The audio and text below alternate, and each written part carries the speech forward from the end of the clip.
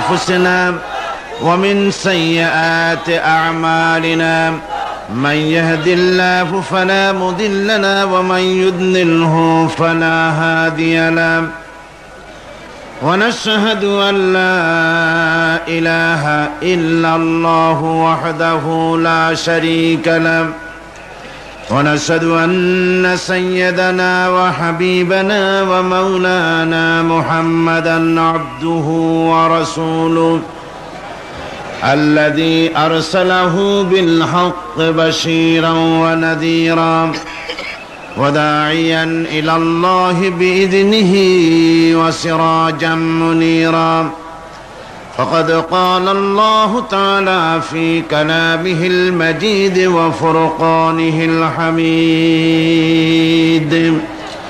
أعوذ بالله من الشيطان الرجيم بسم الله الرحمن الرحيم إن الله وملائكته يصلون على النبي يا أيها الذين آمنوا صلوا عليه وسلموا تسليما اللهم صل على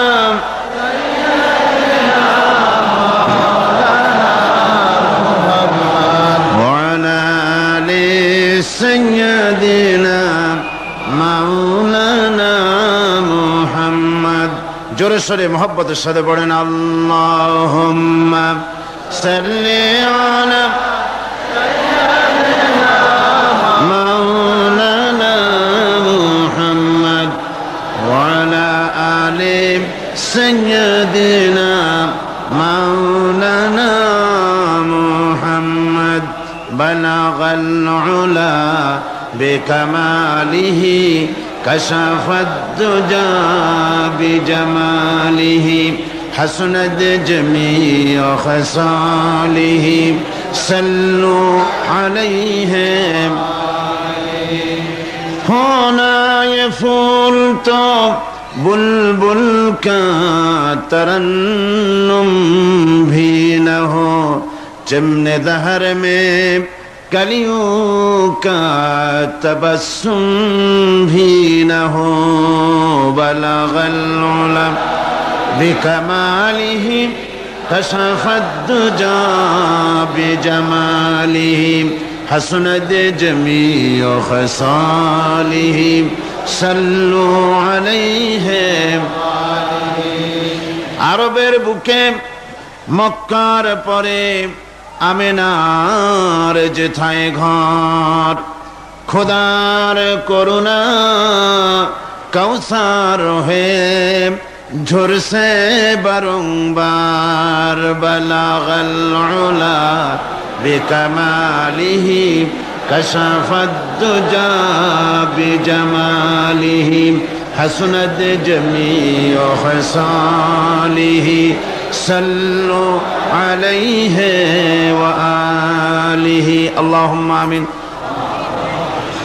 ربنا ظلمنا أنفسنا وإن لم تغفر لنا وترحمنا لنكونن من الخاسرين লক্ষ লক্ষ জনতা নিয়ে কোরআনে কারীম সামনে নিয়ে তোমার দরবারে হাত তুলেছি কয়েকবার দুরূদ ও সালাম পড়ে মেহেরবানি করে দুরূদ ও সালামটুকু সোনার মদিনায় নবী পাকের রওজা মুবারকে পৌঁছিয়ে দাও तमाम পৃথিবীর মাটির নিচে যত মুমিন মুমিনাত শুয়ে আছেন আল্লাহ তাদের আরওয়ার পরে সওয়াব পৌঁছিয়ে দাও রব্বুল আলামিন এ মাহফিলের আয়োজন যারা করেছেন আর শোনার জন্য যারা এসেছেন কিয়ামতের দিন মুসিবতের সময় এ মাহফিল আমাদের সকলের জন্য নাজাতের ওসিলা বানিয়ে দিও আল্লাহ ইয়া রব करम तू अगर करे वो बात दे जुबां को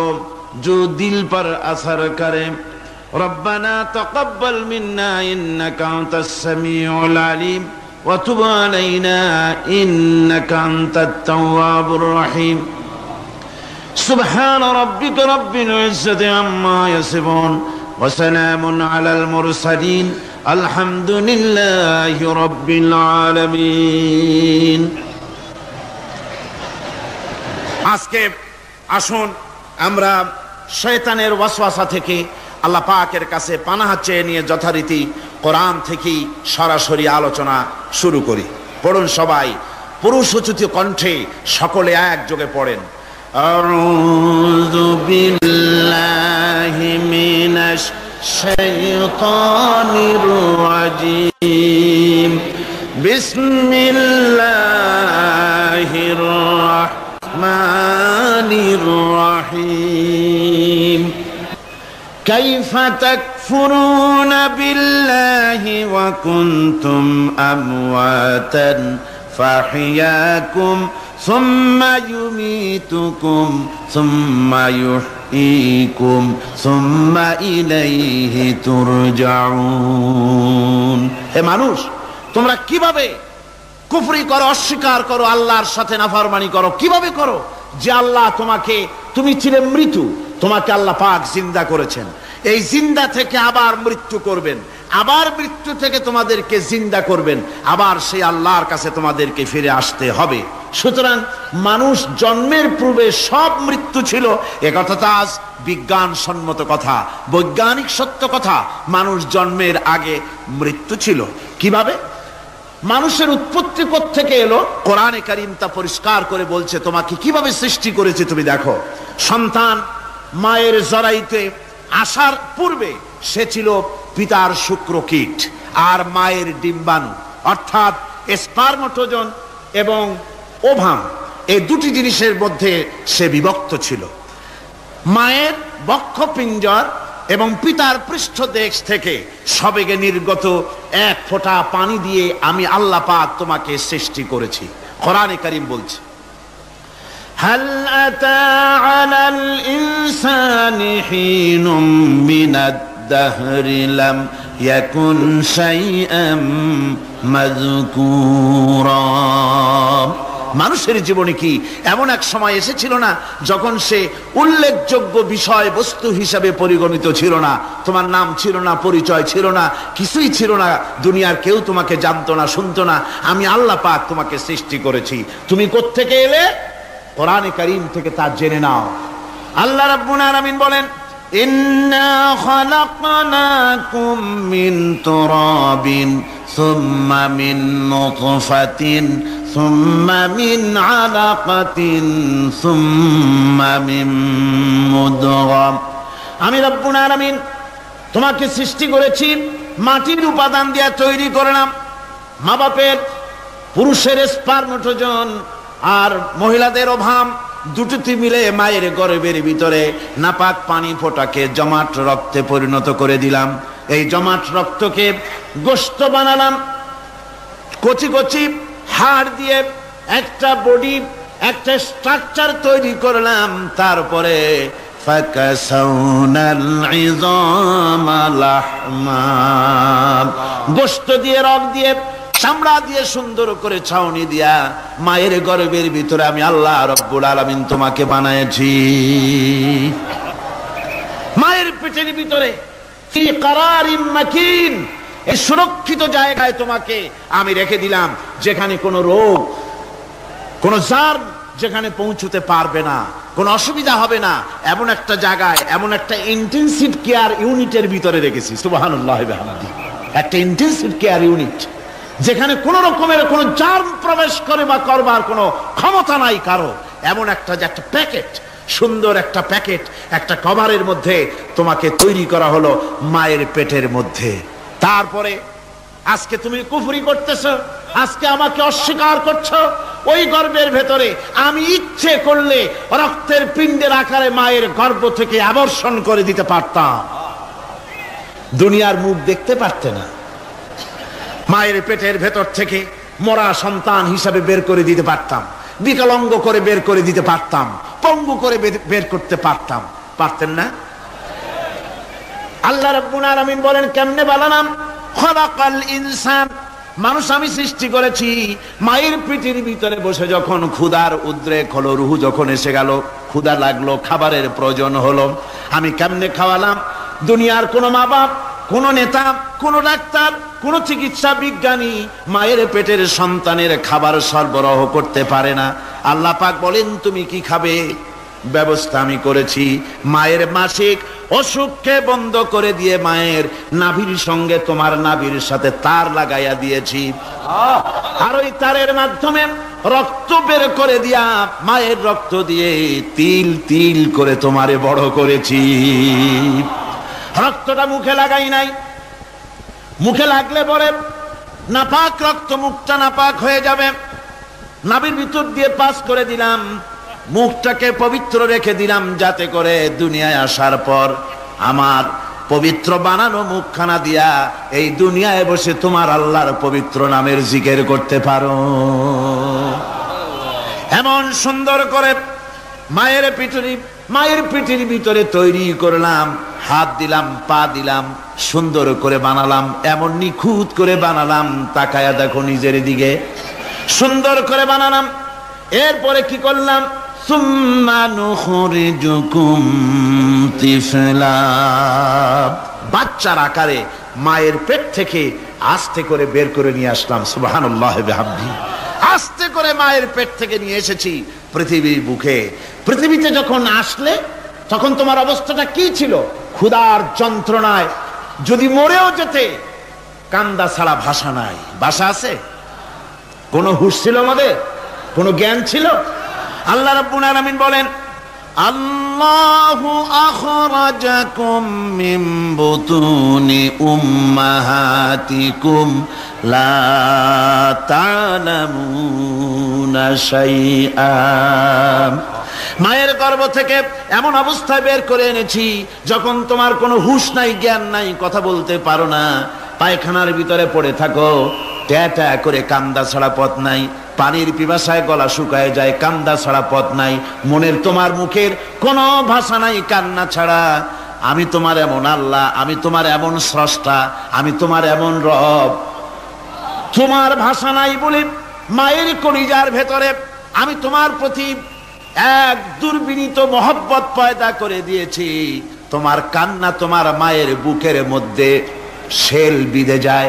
তুমি যখন কাঁদো, কান্নার আওয়াজ যখন মায়ের কানে চলে যায়, হাজারো কাজ ফেলে মা দৌড়াইয়া বাচ্চারে কোলে নেয়। কি খাবে কেউ তৈরি করে না।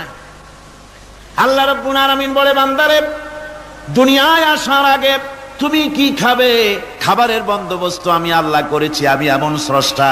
তুমি দুনিয়া আসার 6 মাস আগে তোমার মায়ের বুকের ওপরে তোমার খাদ্য গরম করে আমি আল্লাহ রিজার্ভ করে রেখে দিয়েছি। সেই খাদ্য শুধু খাদ্য নয়, রোগের প্রতিষেধক, এটা ওষুধ। আজ বিজ্ঞানীরা, চিকিৎসা বিজ্ঞানীরা বলছেন মায়ের দুধ সন্তানের খাদ্যের, মায়ের দুধের চাইতে কোনো বিকল্প কিছুই নাই। সন্তান পৃথিবীতে এলে মায়ের প্রথম দুধটা, গ্রামে গঞ্জে অশিক্ষিত এলাকায় প্রথম দুধটা ফেলে দেয়, এটাকে মনে করে এটা খারাপ, এটা খাওয়াতে নাই, তাহলে ধনুষ্টঙ্কার হবে, হাবিজাবি কথা বলে। আল্লাহ দুধ বানাইছে বাচ্চার ধনুষ্টঙ্কার হওয়ার জন্য। মায়ের ওই প্রথম দুধটা হচ্ছে সন্তানের জন্য সমস্ত রোগের প্রতিষেধক। সে ছিল পেটের ভিতরে একটা কাভারের মধ্যে, ওখানে কোনো জার্ম ছিল না, কোনো রোগ জীবাণু ছিল না।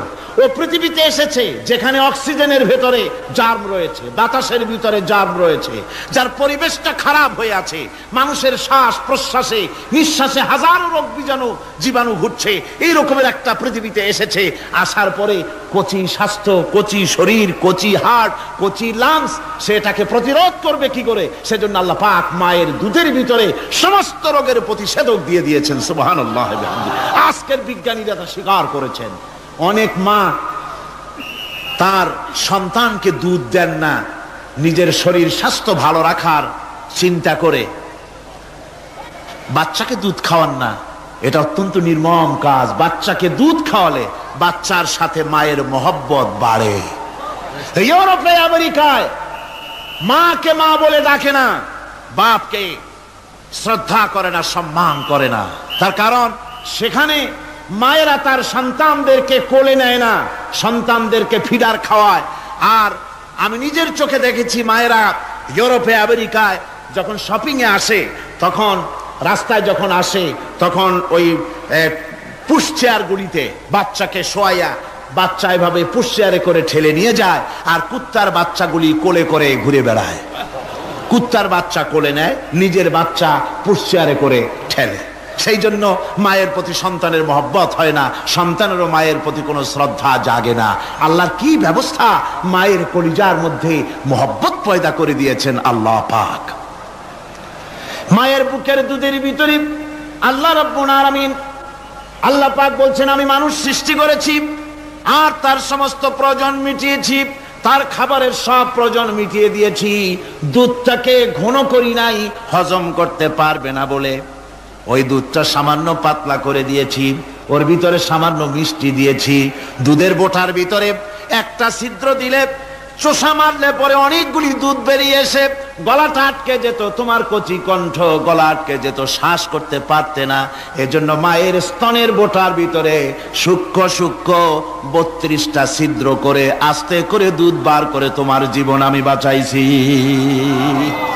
খলাকাল ইনসান, মানুষ সৃষ্টি করেছি আমি আল্লাহ পাক। সুতরাং যে আল্লাহ পাক এ মানুষ সৃষ্টি করলেন আর মায়ের কলিজার ভিতরে মোহব্বত পয়দা করে দিলেন, সে আল্লাহ পাক বলছেন, খবরদার ওই মাকেও যেন আবার ভুলে যেও না। মাকে সম্মান করে করো, মা বাপকে মোহব্বত করো, তাদেরকে শ্রদ্ধা করো। বউ পাইয়া, সুন্দরী স্ত্রী পেয়ে মায়ের কথা ভুলে যেও না। অনেক সাহেব আছে মায়ের কথা ভুলে যায়, স্ত্রীর কথা অনুযায়ী মায়ের উপর অত্যাচার করে, এরকমও বহুত আছে। আল্লাহ পাক বলছেন, শোনো, وَقَضَى رَبُّكَ أَلَّا تَعْبُدُوا إِلَّا إِيَّاهُ وَبِالْوَالِدَيْنِ إِحْسَانًا। তোমার প্রভুর পক্ষ থেকে ফয়সালা হয়েছে, চূড়ান্ত সিদ্ধান্ত হয়ে গিয়েছে, আমি আল্লাহর ইবাদতের পর তোমার মা বাপের ইহসান করবে, খেদমত করবে, তাদের জন্য উপকার করবে, তাদেরকে ভালোবাসবে। আল্লাহ রাব্বুল আলামিন বলেন, মা বাবার সঙ্গে কেমনে কথা বলবে, তাদের সাথে কিভাবে আচরণ করবে, আল্লাহ তাও শিখিয়ে দিয়েছেন।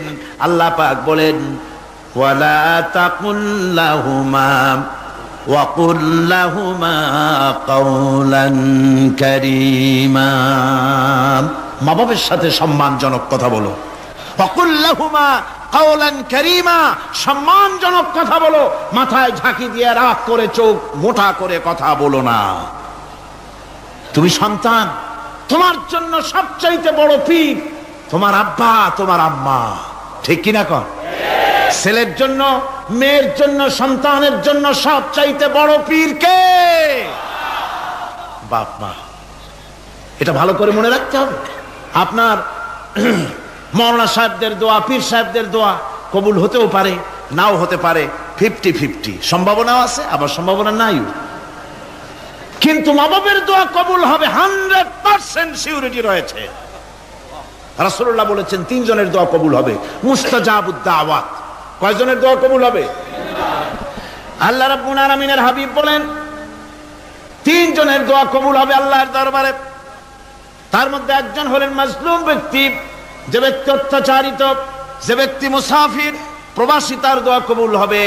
আর মা বাপ যদি সন্তানের জন্য দোয়া করে, ওই দোয়া আল্লাহ রাব্বুল আলামিনের দরবারে মঞ্জুর হয়ে যায়।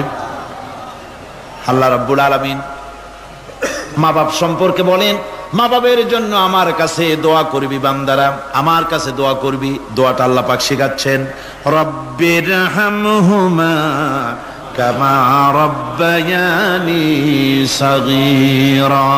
পড়েন সবাই, রব্বিরহামহুমা কামা রব্বায়ানি সাগীরা। একটু জিকির করেন, লা ইলাহা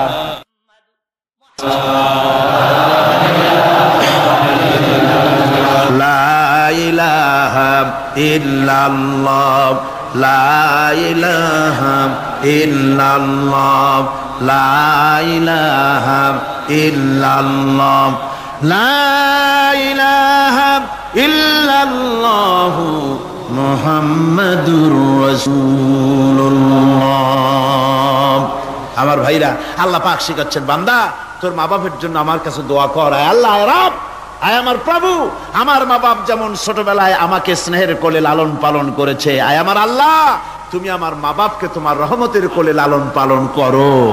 আল্লাহ শিখাই দিয়েছেন। আমার ভাইরা, প্রত্যেক নামাজের পরে এই দোয়াটা ভুলে যাবেন না। ভুলে যাবেন? ভুলে যাবেন? আমার ভাইরা, আমার বোনেরা, সবাই প্রত্যেক নামাজের পরে পড়বেন, রাব্বির হামহুমা কামা রাব্বায়ানি সগীরা। এই দোয়া করতে কেউ ভুলে যাবেন না। আল্লাহ রাব্বুল আলামিন বলে, বান্দারে ওয়া ওয়াসাইনাল ইনসানা বিওয়ালিদাইহি ইহসানা হামালাতুহু উম্মুহু কুরহা ওয়া ওয়াদাতুহু কুরহা। আল্লাহ পাক বলেন, আমি পৃথিবীর সমস্ত মানব মণ্ডলীকে উপদেশ দিয়েছি, মা বাপকে সম্মান করো, শ্রদ্ধা করো, তাদের উপকার করো। তার কারণ হলো তোমার মা তোমাকে গর্ভে ধারণ করেছে অত্যন্ত কষ্টের সাথে। আল্লাহ বলতেছেন, মা তোমাকে গর্ভ ধারণ করেছে অত্যন্ত কষ্টের সাথে, এরপরে তোমাকে ডেলিভারি করেছেন অত্যন্ত কষ্টের সাথে, তোমাকে ডেলিভারি করেছেন। গভীর রাত্রে মানুষ সব ঘুমায় যায়, গর্ভবতী মা ঘুমাতে পারে না, সন্তান পেটের ভিতরে হাঁটু দিয়া গুতা মেরেছে, পা দিয়া লাথি মেরেছে। মা চরম শীতের রাত্রে, প্রচন্ড শীতের রাতে গায়ের লেপটা সরায় দিয়া মা একবার দাঁড়ায় আর একবার বসে, একবার দেওয়ালের সাথে হেলান দিয়া দাঁড়ায়, কষ্ট করে রাতটারে কাটায় দেয়। আবার সারাদিন সংসারের জন্য কাজ করেছেন, রান্না বান্না করেছেন, মা সকলকে খাওয়াইয়া মা শেষের দিকে খেতে গেছেন। যখন নিজে খেতে গেলেন, খাবারের ক্ষুধাত নিয়ে পেট ক্ষুধা নিয়ে খেতে বসেছেন, পেটের ভিতরে সন্তান লাথি মেরেছে, পেটের মধ্যে ঘুষা মেরেছে, হাঁটু দিয়া গুতা মেরেছে, ভরা পেটে পেটের ভিতরে সন্তান গুতা মারলো হাঁটু দিয়া, মাথা দিয়া। মা ক্ষুধা রয়েছে, পেটে খেতে পারলেন না, বেদনা শুরু হয়েছে। খাবারের থালাটা ঠেলে দিয়ে মা দাঁড়ালেন, বসলেন, চোখের পানি ফেললেন। এভাবে করে মা একটা দুইটা দিন নয়, 10টি মাস পর্যন্ত সন্তানটাকে পেটের মধ্যে নিয়ে, একটা জীবিত মানুষ আর একটা জীবিত সন্তান পেটের মধ্যে নিয়ে নড়াচড়া করছেন, চলাফেরা করছেন। কিতাবের মধ্যে এসেছে, রাতের বেলায় মা যে ঘুমাতে পারেন না সন্তানের নড়াচড়ার কারণে, রাতভর ইবাদত করলে যত সওয়াব পাওয়া যেত, আল্লাহ ওই সওয়াব মায়ের আমলনামায় লিখে দেন। সন্তান পেটে থাকার কারণে খেতে পারে না, পেট ভরে ক্ষুধায় কষ্ট পায় মা, এই জন্যে 10 মাস ধরে রোজা রাখলে যে সওয়াব হতো, আল্লাহ রাব্বুল আলামিন মায়ের আমলনামায় রোজার সওয়াব লিখে দেন। 10 মাস পুরে গেল, সন্তান ডেলিভারির সময় চলে এলো। মায়ের মন বিমর্ষ, সন্তান ডেলিভারি হবে, না জানি মরে যাই নাকি, না জানি অপারেশন লাগে নাকি, কি অবস্থা হবে। মা খেতে পারে না, মুখটা শুকায়া যায়। ডেলিভারির সময় যখন আসে, মা বাবার কাছ থেকে বিদায় নিয়ে যায়, স্বামীকে একান্তে গোপনে ডেকে নিয়ে বলে, প্রাণের স্বামী, দীর্ঘদিন একসঙ্গে ঘর কন্যা করেছি, অপরাধ হয়ে যেতে পারে, আমারে মাফ করে দিও। আমার মনে হয় এবার আমি আর বাঁচবো না। সংসার থাকলো, চাবি থাকলো, সব বুঝে নাও, আমারে মাফ করে দিও। মা চলে গেল সতিকা গৃহে, ক্লিনিকে চলে গেল, অপারেশন থিয়েটারে চলে গেল, অথবা ডেলিভারির জায়গায় চলে গেল। ডেলিভারি পেইন শুরু হয়ে গেল, বেদনা শুরু হয়ে গেল। এক একটা বেদনা যেন মায়ের এক একটা মৃত্যু যন্ত্রণা শুরু হয়ে যায়। এমন যন্ত্রণা, প্রসব বেদনা দুনিয়ার ভুক্তভোগী মা ছাড়া আর কেউ জানে না। এই চরম বেদনার ভেতর দিয়ে, চরম কষ্টের ভিতরে মা যখন একটা বাচ্চা প্রসব করলো, জিহাদের ময়দানের মতো মা রক্তাক্ত হয়ে গেলেন, সন্তান দুনিয়ায় এলো। মা তখন অস্থির থাকেন। এত বড় বিরাট কষ্টের ভিতরে আল্লাহ রাব্বুল আলামিন বলেন, সন্তান যখন ডেলিভারি হয়ে গেল, মায়ের মনের ভিতরে আমি তখন এই ফিলিংস, এই টেন্ডেন্সি জাগ্রত করে দিই, দেখ কি হয়েছে। মা তখন দেখতে চায় কি হয়েছে। মায়ের সামনে যখন এত কষ্টের, হৃদয় রিংরানো, কলিজার 32টি নাড়ি ছেঁড়া যন্ত্রণার সন্তান যখন মায়ের চোখের সামনে আসে, আল্লাহ পাক বলেন, মা যখন তার ছেলের মুখের দিকে তাকায়, মেয়ের মুখের দিকে তাকায়, আল্লাহ বলেন 10 মাসের পেটে ধরা কষ্ট আর ডেলিভারির সব কষ্ট মায়ের মন থেকে মুছে ফেলে দেই। আল্লাহ রাব্বুল আলামিন বলেন, খবরদার দুনিয়ার মানুষ, এমন মায়ের সাথে নাফরমানি করবি না, এ মায়ের সাথে নাফরমানি করবি না, মাকে সম্মান করবি, মার কাছে দোয়া চাবি। দুনিয়ায় যদি সম্মান চাও, রিজেক্ট চাও, মায়ের পায়ে ধরে কাঁদো। মায়ের জাতি অনেক সম্মান তার। রাসূল করিম সাল্লাল্লাহু আলাইহি ওয়াসাল্লামকে প্রশ্ন করা হয়েছে, হুজুর খেদমত করব কার? হুজুর কয় মায়ের। তারপরে কার? হুজুর কয় মায়ের। তারপরে কার? হুজুর বলেন মায়ের। তারপরে কার? তোমার পিতার। 3 গুণ। তোর মায়ের মর্যাদা 3 গুণ বেশি, তোর বাপের চাইতে মর্যাদা বেশি। সুবহানাল্লাহ পড়ে। আর আজকে ইসলামের শত্রুরা তারা বলে যে ইসলাম নারীর অধিকার আদায় করে নাই। নারীর অধিকার ইসলাম দেয় নাই তো কে দিয়েছে? আমার বন্ধুগণ, বিশ্বনবী জনাব মুহাম্মদ রাসূলুল্লাহ সাল্লাল্লাহু আলাইহি ওয়াসাল্লাম মসজিদে নববীর ভিতরে বসে আছেন। এক বৃদ্ধা মহিলা মসজিদের মধ্যে প্রবেশ করলেন। হুজুর বৃদ্ধাকে দেখে দাঁড়ায় গেলেন, বিশ্বনবী বুড়ি মেয়ে লোককে দেখে দাঁড়ায় গেলেন। আল্লাহর নবী বুড়িকে দেখে দাঁড়ালেন। বুড়ি যখন কাছে এলেন, আল্লাহর নবী নিজের গায়ের চাদর বুড়ির জন্য বিছায়া দিলেন। বুড়ি বসলেন। এরপরে কথাবার্তা সারার পর বুড়ি যখন বিদায় হবেন, হুজুর আবার দাঁড়ালেন। বুড়ি মহিলা চলে গেলেন। সাহাবায়ে কেরাম বলেন, ইয়া রাসূলুল্লাহ, কিছুই বুঝলাম না, একজন বৃদ্ধা মহিলার জন্য বিশ্বনবী দাঁড়ান আর গায়ের চাদর বিছান, আমরা বড় আশ্চর্য হয়ে গেলাম। নবীজি বলেন, ও আমার সাহাবীরা, তোমরা জানো না, এই মহিলাকে চিনতে পারো নাই। আমি আমার মায়ের দুধ আমার জীবনে কিসমতে তেমন হয় নাই। আমি আমার মায়ের দুধ তেমন কিসমতে পাই নাই। যার বুকে দুধ খেয়ে, যার কোলে কাখে চড়ে আমি বড় হয়েছি, আমার সেই দুধ মা, ইনি হযরতে হালিমাতুস সাদিয়া, আমার সেই দুধ মা। রাসূলুল্লাহ নিজে সম্মান দিয়েছেন মায়ের। খবরদার মাকে অসম্মান করবেন না, মাকে সম্মান করবেন, মাকে শ্রদ্ধা করবেন।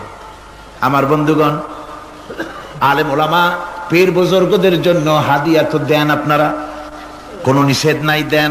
হাদিয়া দেওয়াও সুন্নত, নেওয়াও সুন্নত, দিবেন, আমি কোনো নিষেধ করি না। কিন্তু আমি বলতে চাই, পীর বুজুর্গদের কাছে, আলেম ওলামাদের কাছে হাদিয়া দিয়া আল্লাহরে যত না খুশি করতে পারবেন, এই ডালিম বেদানার মৌসুমে বেদানা একটা ভেঙে নিজ হাতে যদি মায়ের মুখে তুলে দেন, আল্লাহর আরশ খুশি হয়ে যাবে, আল্লাহর আরশ আজিম খুশি হয়ে যাবে, আল্লাহ পাক খুশি হয়ে যাবেন। মায়ের খাওয়াও, বাপকে খাওয়াও, তোমার সবচেয়ে বড় পীর তিনি। সুবহানাল্লাহ পড়ে, সুবহানাল্লাহ। মা বাপ যদি একটু দোয়া করে দেয়, তোমার জিন্দেগির কাম শেষ।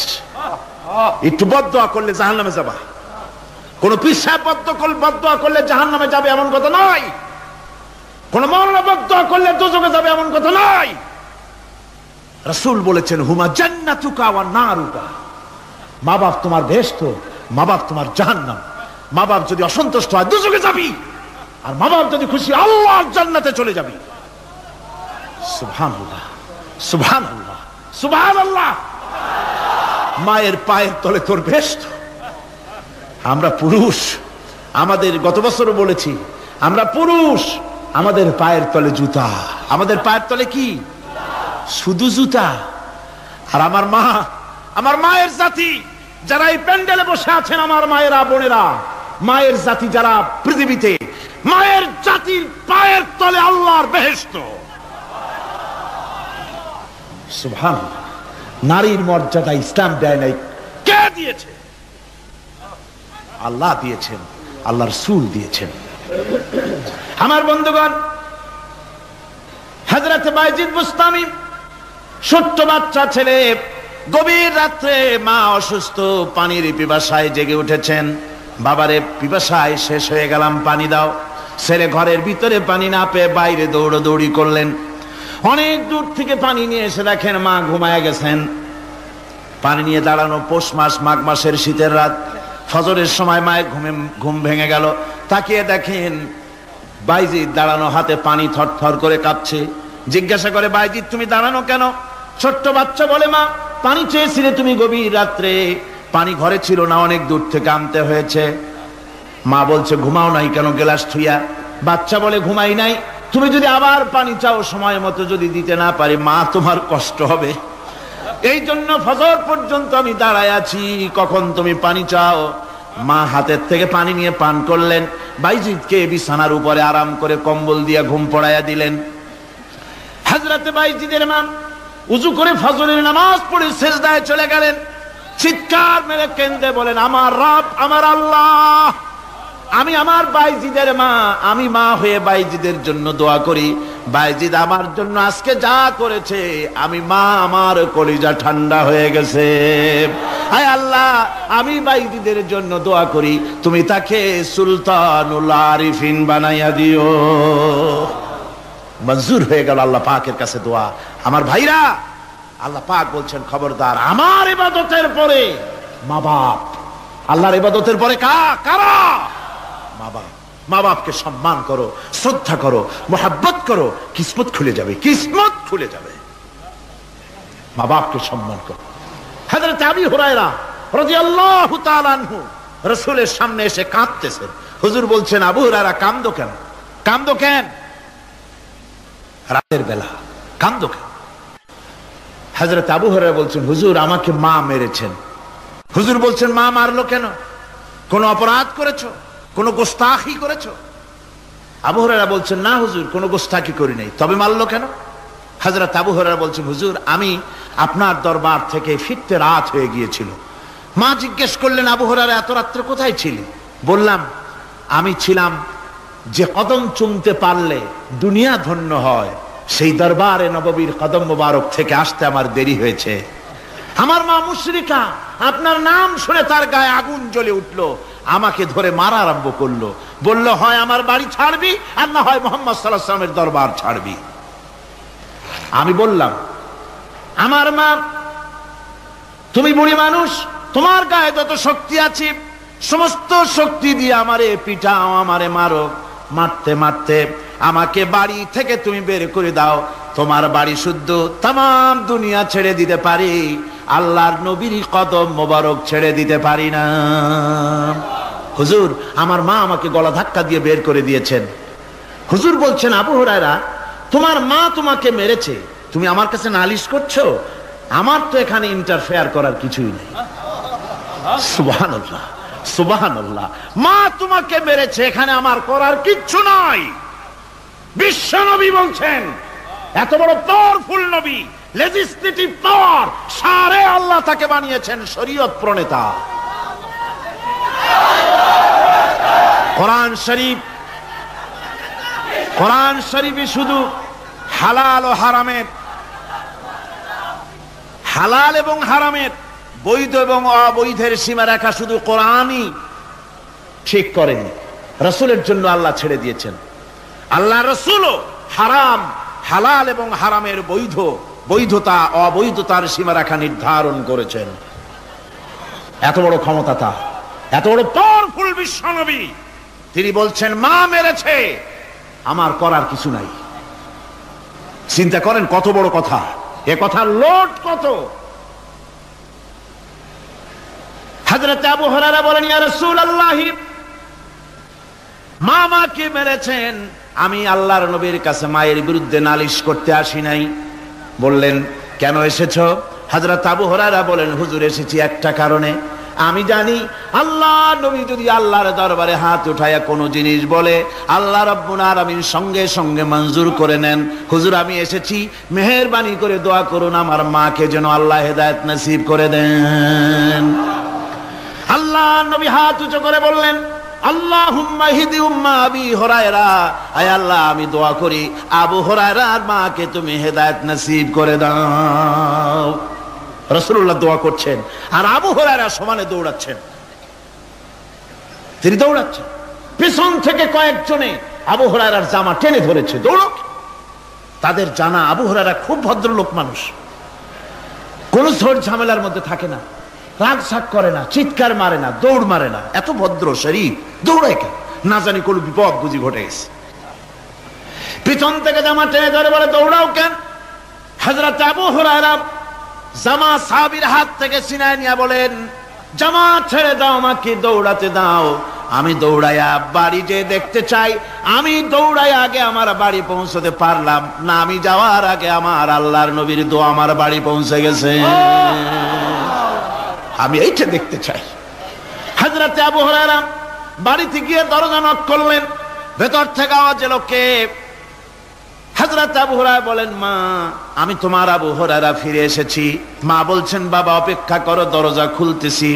হযরত আবু হুরায়রা বলেন, মায়ের গলার আওয়াজের ভিতরে শিরকিয়াতের কর্কশতা পেলাম না, মায়ের গলার আওয়াজের ভিতরে তাওহীদের গন্ধ পেলাম। আমার মনে হলো নবীজির নিক্ষিপ্ত তীর তার নিশানায় পৌঁছে গেছে। কিছুক্ষণ পর মা আমার বেরিয়ে এলেন, মাথা থেকে চুলের থেকে বুড়ি মানুষ, সাদা চুলের ভিতর থেকে পানি পড়তেছে। মা বলল, বাবারে, তোমারে মারার পর আমি বড় অনুতপ্ত হয়েছি, অনুশোচনা করেছি, আমি গোসল করেছি, মনে মনে ভাবলাম আমার ছেলে তো কোনো খারাপ জায়গায় যায় নাই, কেন তারে মারলাম? আমি বড় লজ্জায় পড়েছি তোমারে মেরে। ও আমার আবু হুরায়রা, আমি গোসল করেছি, পবিত্র হয়ে গেছি, জলদি করে আমাকে নিয়ে চলো বিশ্ব নবী জনাবে মুহাম্মদুর রাসূলুল্লাহর দরবারে। হযরত আবু হুরায়রার মা ঘোষণা করলেন, আশহাদু আল্লা ইলাহা ইল্লাল্লাহু ওয়াহদাহু লা শারীকা লাহু ওয়া আশহাদু আন্না মুহাম্মাদান আবদুহু ওয়া রাসূলুহু। আমার ভাইরা, মা বাপ সবচেয়ে সম্মানের জিনিস। আল্লাহর ইবাদতের পরই মা বাপের খেদমত করতে হবে। আল্লাহ পাক বলছেন, বান্দারে দেখ, মায়ের পেট থেকে আনলাম, মায়ের বুকের মধ্যে মহব্বত পয়দা করলাম, এত মহব্বত দিলাম তোর উপরে, যে কোনো বিদেশে যান, যেখানে যান, বাড়িতে ফিরলে পরে সকলে, ছেলে মেয়ে ভাই বোন সবাই দেখবে সুটকেসে আমার জন্য আনছে কি, সবাই চিন্তা করবে আমার জন্য কি এনেছে। একমাত্র মা সন্তানের মুখের দিকে তাকাবে, কখন খাইছে সে। সুবহানাল্লাহ, সুবহানাল্লাহ, আমার বাসার মুখখানা শুকনা, তুই বুঝি আজকে কিছু খাইস নাই। বিদেশে যেসব সন্তান থাকে, মা কাটা কবুতরের মতো ছটফট করে। আমার ছোটবেলার কথা আমি দেখেছি সরসিনা মাদ্রাসায় পড়তাম, আব্বা টাকা দিতেন মাদ্রাসায় যাওয়ার সময়, আবার মা আবার মুরগির ডিম বিক্রি করা, বিভিন্ন জিনিস বিক্রি করা বা বাজার করার পয়সা, উদ্বৃত্ত কিছু পয়সা আব্বার অজান্তে আমার হাতের মুঠার মধ্যে দিয়ে দিতেন। যখন মাদ্রাসার দিকে রওনা হয়েছি, পর্দার আড়াল থেকে দরজা থেকে দেখতাম, যতক্ষণ তাকায় দেখতেছি চোখ থেকে পানি দরদর করে পড়তেছে। সুবহানাল্লাহ, মা কি জিনিস! আল্লাহ আল্লাহ আল্লাহ। বিদেশে যদি কারো সন্তান মারা যায়, সবার জানার আগে কবি বলতেছেন, বিদেশে বিরাজ্য যার পুত্র মারা যায়, পশু পক্ষী না জানিতে আগে জানে মায়। মায়ের কলিজার তারে টান লেগে যায়, মা বুঝতে পারে আমার সন্তানটা নাই। আহারে মা! আমার বন্ধুগণ, মা যার বেঁচে আছে বেয়াদবি করেছেন, পাও ধরে মাপ নিয়ে নেবেন, পাও ধরে মাপ নিয়ে নেবেন। মা তো পাও ধরে দেখবেন মাফ করে দিবে। সুবহানাল্লাহ, সুবহানাল্লাহ, কত দরদ তার বুকের মধ্যে। আর মা বাপকে সম্মান করবে। যাক, এই বিষয়ের উপরে আমি আর যেতে চাই না, শুধু আমি আপনাদের বললাম, এই বিশাল জনতাকে বললাম, সবচাইতে বড় পীর আপনার জন্য আপনার মা বাপ। সবচাইতে বড় পীর কে? মা বাপ। সন্তুষ্ট করেন, রুজিতে অভাব ঘটবে না, কোন মাজারে গিয়ে সেজদা দেওয়া লাগবে না, আল্লাহর কসম, মাজারে যাই চাওয়া লাগবে না। মা বাপকে খেদমত করেন, মা বাপকে খুশি করেন, মা বাপকে খাওয়ান, হাদিয়া দেন, মা বাপ খুশি, রুজিতে বরকত হবে, ব্যবসায় বরকত হবে, ঋণগ্রস্ত থাকবেন না, সম্মান আল্লাহ বাড়ায় দিবেন। সুবহানাল্লাহ বিহামদি। রাসূলুল্লাহর হাদিস, এই জন্য আমি অনুরোধ করব, মা বাপকে সম্মান করবেন। বিশাল আকাশের মালিক, আমাদের হায়াতের মালিক, আমাদের মওতের মালিক, আমাদের সুখ দুঃখের মালিক, আমাদের মনিব, আমাদের রব, সর্বস্রষ্টা, সর্বশ্রেষ্ঠ মালিক মহান আল্লাহ রাব্বুল আলামিনের সামনে মাথা নিচু করে একান্ত গোলামের মতো, ভিক্ষুকের মতো, কাঙ্গালের মতো জীবনের সব দুঃখ দুর্দশা আল্লাহর কাছে বলবো। আমরা আমাদের গুনার কথা বলবো, আল্লাহর কাছে মাপ চাইবো। আল্লাহুম্মা আমিন। রব্বানা ظلمنا أنفسنا وإن لم تغفر لنا وترحمنا لنكونن من الخاسرين ربنا ظلمنا أنفسنا وإن لم تغفر لنا وترحمنا لنكونن من الخاسرين ربنا لا تزغ قلوبنا بعد إذ هديتنا وهب لنا من لدنك رحمة إنك أنت الوهاب رب العالمين আমাদের গুনার দিকে নজর করো না, আমাদের গুনার দিকে তাকায়ো না। আমরা এত গুনাহ করেছি, সেদিকে তাকালে হয়তো রহমত করতে ইচ্ছে করবে না। আয় আল্লাহ, আমাদের গুনার দিকে তাকায়ো না, আমাদের চোখের দিকে তাকাও, আর আমাদের মুখের কাকুতি মিনতির দিকে তাকায়া আমাদের জিন্দেগির গুনাহ আল্লাহ মাফ করে দাও। রব্বুল আলামিন, এই 5 দিন তাফসীর করতে গিয়ে যদি কোনো ভুল আমি করে থাকি, আয় আল্লাহ, আমি মানুষ, ইলম কালাম নাই, আমি যদি কোনো ভুল করে থাকি আল্লাহ তুমি দয়া করে আমাকে মাফ করে দাও। কোনো ভুল কথা যদি বলে থাকি তোমার বান্দাদের স্মৃতি থেকে তা মিটাইয়া দাও। আয় আল্লাহ, হক কথা যা বলেছি, কোরআনের কথা, হাদিসের কথা, তেলাওয়াত যা হয়েছে, জিকির আজকার হয়েছে, আল্লাহ এতে তুমি খুশি হয়ে যে সওয়াবটুকুন দিবে, আল্লাহ দয়া করে সওয়াবটুকুন সরওয়ারে কায়নাত, আশরাফুল আম্বিয়া, সাইয়্যিদুল মুরসালিন, রাহমাতুল লিল আলামিন জনাবে মুহাম্মদুর রাসূলুল্লাহ সাল্লাল্লাহু আলাইহি ওয়াসাল্লামের রূহ মুবারকে পৌঁছায়া দাও। রব্বুল আলামিন, तमाम পৃথিবীর মাটির নিচে যত মুমিন মুমিনাত শুয়ে আছে আল্লাহ তাদের আরওয়ার পরে সওয়াব পৌঁছায়া দাও। রব্বুল আলামিন, আমরা বড় গুনাহগার। এই মুহূর্তে মনে পড়ে গেল আমাদের আব্বাজানের কথা, আমাদের মার কথা মনে পড়ে গেল। আল্লাহ, আয় আল্লাহ, আমাদের আব্বাজান যারা কবরে চলে গেছে আমাদের জন্য কত কষ্ট করেছেন। আল্লাহ, বাপজানের কবরটাকে বেহেশত বানাইয়া দাও। রব্বুল আলামিন, আব্বার কথা কি বলা যায়? আমাদের মানুষ করার জন্য কত কষ্ট করেছেন, কত মিথ্যা মামলা করেছেন, কত বাড়ি ঘর করে গেছেন আমাদের জন্য। একটা পয়সা নিয়ে যান নাই, কিছু নিয়ে যায় নাই, খালি হাতে চলে গেছে। আল্লাহ, বাপজানের কবরটা বেহেশত বানাইয়া দাও। রব্বুল আলামিন, জনম দুঃখিনী মা, আমাদের মা যাদের বিদায় হয়ে গেছে আল্লাহ বেহেশতের বাগান বানাইয়া দাও কবরটারে। আল্লাহ, কবরগুলিকে জান্নাতুল ফেরদাউস বানাইয়া দাও। রব্বির হামহুমা কামা রব্বায়ানি সগীরা, রব্বির হামহুমা কামা রব্বায়ানি সগীরা। আল্লাহ, রব্বির হামহুমা, তুমি তো রহমান, রব্বায়ানি সগীরা, তুমি জব্বার আল্লাহ, তুমি সত্তার, আমাদের দিকে তুমি মুহাইমিন, তুমি মুমিন, তুমি মুতাকাব্বির, তুমি সত্তারুল উয়ুব।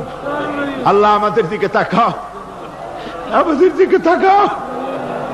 আয় আল্লাহ, এইভাবে করে মায়ের কাছে দাঁড়ায়া যদি মা মা বলে যদি কাঁদতাম, এমন নিষ্ঠুর মা নাই যে কোলে না নিয়ে পারে। আল্লাহ মায়ের চাইতে লক্ষ গুণে মায়া তোমার বেশি, আমাদেরকে রহমতের কোলে টেনে নাও। আয় আল্লাহ, যত মানুষ এ মাহফিলে হাত উঁচু করছে, যত গুনাহ আছে আজকের মাঠ থেকে কেউ যেন গুনাহ নিয়ে বাড়ি না যায়। আল্লাহ আমাদের শিরক গুনাহ মাফ করো, আমাদের বেদাতের গুনাহ মাফ করো, চুরি ডাকাতির গুনাহ মাফ করো, মানুষ হত্যা করার গুনাহ মাফ করো, জিনা করার গুনাহ মাফ করো। বিদায় হয়ে গেছে আল্লাহ রব্বুল আলামিন, বাংলাদেশ আমাদের প্রিয় জন্মভূমি, আল্লাহ কবরগুলিকে জান্নাতুল ফেরদাউস বানায়া দাও। রব্বিরহামহুমা কামা রাব্বায়ানি সগীরা। রব্বুল আলামিন আমাদের দোয়া তুমি কবুল করো আল্লাহ। দোয়া আল্লাহ, আমাদের কান্নার আওয়াজ তুমি শোনো আল্লাহ। কিচ্ছু নাই কান্দা ছাড়া আমাদের কাছে। আল্লাহ এই মাহফিলে যত যুবক এসেছে, আমাদের দেশের যুবকদের চরিত্র শেষ হয়ে যাচ্ছে আল্লাহ। সব যুবকদের জন্য দোয়া করি আল্লাহ, যুবক ছেলেদের ইসলামী আন্দোলনের জন্য খালিদ বিন ওয়ালিদ বানায় দাও। এই মাহফিলে যত যুবক এসেছে আল্লাহ, সব যুবকদের ইসলামী আন্দোলনের কর্মী বানায় দাও। আয় আল্লাহ, বাংলাদেশের সেনাবাহিনী, বাংলাদেশের বিডিআর তোমার দরবারে মঞ্জুর করো, তাদের সিনায় হিম্মত দাও। বাংলাদেশের পুলিশ বাহিনী ইমাম দিয়া কলজেটারে ভরে দাও। বাংলাদেশের সেনাবাহিনী, air force, land force, BDR, police, এদের কলিজায় এত বড় ইমাম দাও যে ইমানের জোরে বাংলাদেশের প্রতি ইঞ্চি জমিন রক্ত দিয়ে হেফাজত করতে পারে। আল্লাহ, ইয়া আল্লাহ, ইয়া আল্লাহ। আমার ভাইরা হুজুর সাল্লাল্লাহু আলাইহি ওয়াসাল্লাম আরাফাতের ময়দানে দুহাত উঁচু করে দিয়ে আল্লাহর কাছে চাইছিলেন যাতে তার বগল দেখা গিয়েছিল। হাদিস শরীফে এসেছে, আল্লাহর কাছে দুটো হাত উঁচু করে দিয়ে চান, ইয়া আল্লাহ। আল্লাহ কান্দেন, কান্দেন, আজকে কাঁদবেন না, কবে কাঁদবেন? আজই তো কান্নার দিন। কাঁদেন আল্লাহর কাছে, আল্লাহ ভিক্ষা চাই তোমার কাছে আল্লাহ। আল্লাহ অনেকের রোগ ব্যাধি আছে, মাফ করে দাও আল্লাহ। আজকের এক মহিলা আমার সঙ্গে টেলিফোনে কাঁদলেন, 20 বছর পর্যন্ত রোগে ভুগতেন। রাহেলা আক্তার লাকি তার নাম। 20 বছর পর্যন্ত ভুগতেছে রোগে, কাঁদতেছে, বলছে বিশ্বাস করি কোরআনের মাহফিলে দোয়া কবুল হবে, অপারেশন যেন লাগে না, দোয়া করেন এই মহিলাকে যেন আল্লাহ অপারেশন না লাগায় ভালো করে দেন। আমার মা বোনেরা, মেয়ে লোক মানুষ, পেটে বাচ্চা, কোলে বাচ্চা, কষ্ট করে মা বোনেরা বহুত দূর দারাজ থেকে এসেছে আল্লাহ। আমার মায়েরা বোনেরা যারা আসছে আল্লাহ, কিয়ামতে তাদেরকে খাদিজা এবং আয়েশার কাতারে দাঁড় করায় দিও আল্লাহ। আমার মা বোনদেরকে পর্দায় থাকার তৌফিক দিও আল্লাহ। মা বোনদেরকে তুমি হেফাজত করো। যত রিকশাওয়ালা এসেছে আল্লাহ, এত কষ্ট তারা করে, ওদের ভাগ্য তুমি উন্নতি করে দিও আল্লাহ।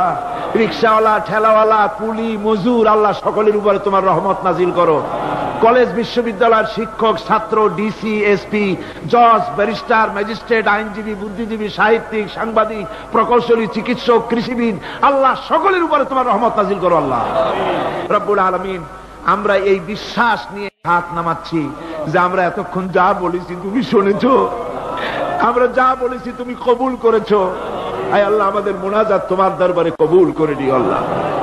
সুবহান রাব্বিকা রাব্বিল ইজ্জাতি আম্মা ইয়াসিফুন ওয়া সালামুন আলাল মুরসালিন আলহামদুলিল্লাহি রাব্বিল আলামিন ওয়া জাআল আখিরা কালিমাতিনা ইনদাল মাউত লা ইলাহা ইল্লাল্লাহ।